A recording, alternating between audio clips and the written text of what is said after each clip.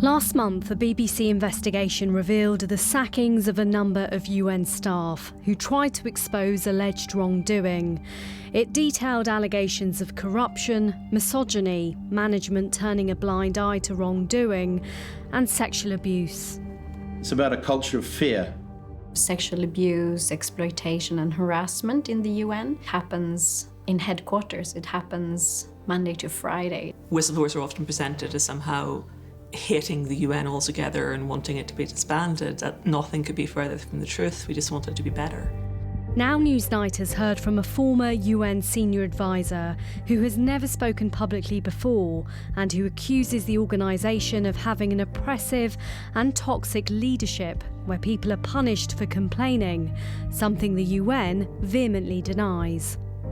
For the first time, Sinead Andrews has spoken about her experience after spending 14 years with the United Nations, latterly as a senior advisor to the former Under-Secretary General Fabrizio Hochschild in 2019.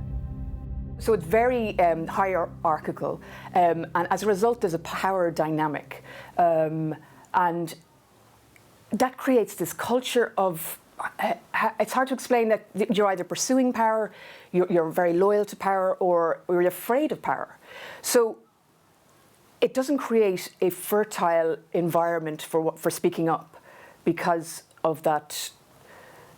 You know, the implications are that you will not get to your next grade, or that people will not hire you for your next job.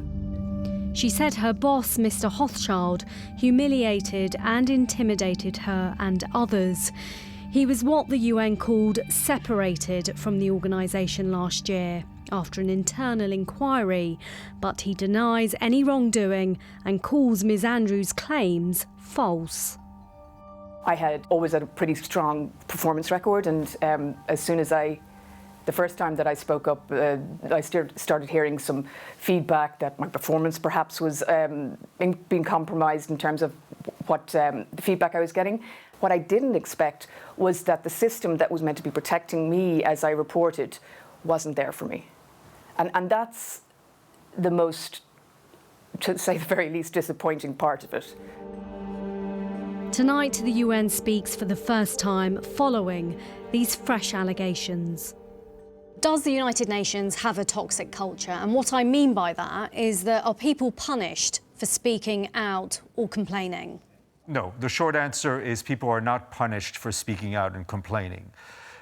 Like any organization, whether in the private sector, in the government, in the media, we're all trying to improve our culture. And that is something the Secretary General, Antonio Guterres, has done from day one in office to ensure that people can come forward and will feel protected, whether it's by strengthening the whistleblower policy, improving our ability to investigate accusation of sexual harassment. But you've watched our BBC investigation, and ever since that investigation came out, I have heard from a dozen people who either are working inside the UN or have recently left. And they are telling me that there is a toxic culture, that it is male-dominated at the top, that bullying is rife. When so many people are saying the same thing, you can't help but think there is something significantly wrong with the way your organisation is operating.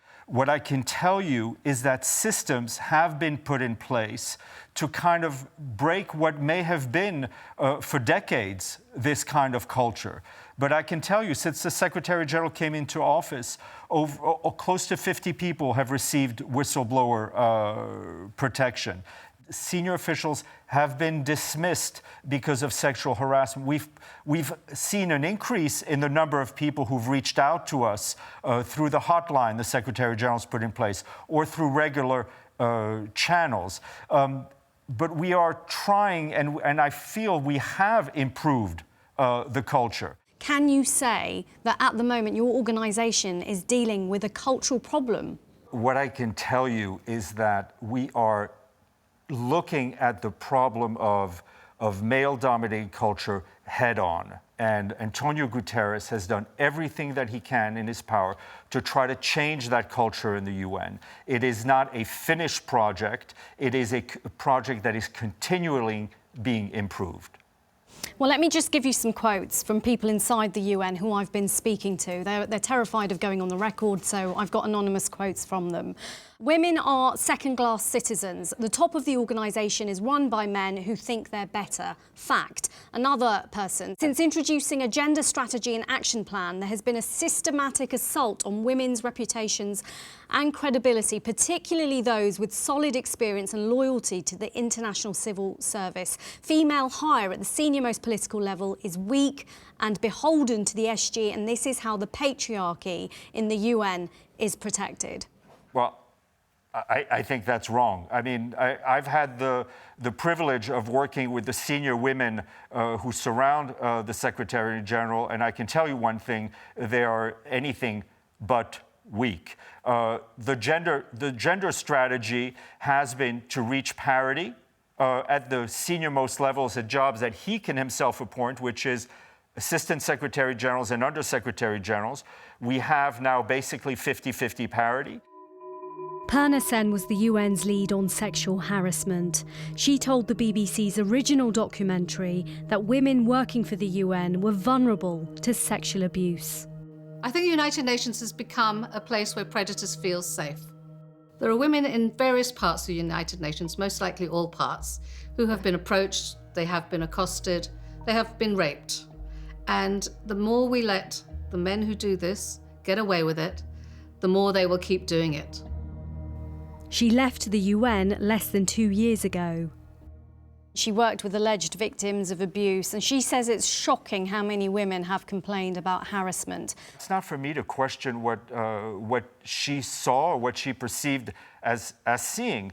This is an issue that we're tackling head on, that we have improved on, and we're constantly trying to improve.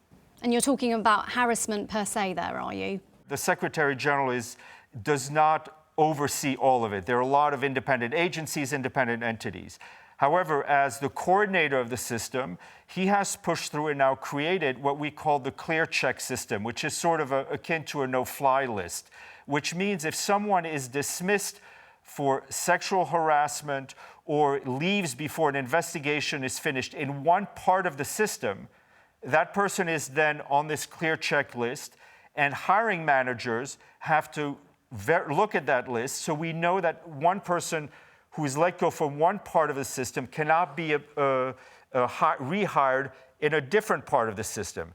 Some people watching this might think that you have a grudge against the UN because your career didn't work out how you had envisaged it to. What would you say to them? Firstly, it was my decision to leave.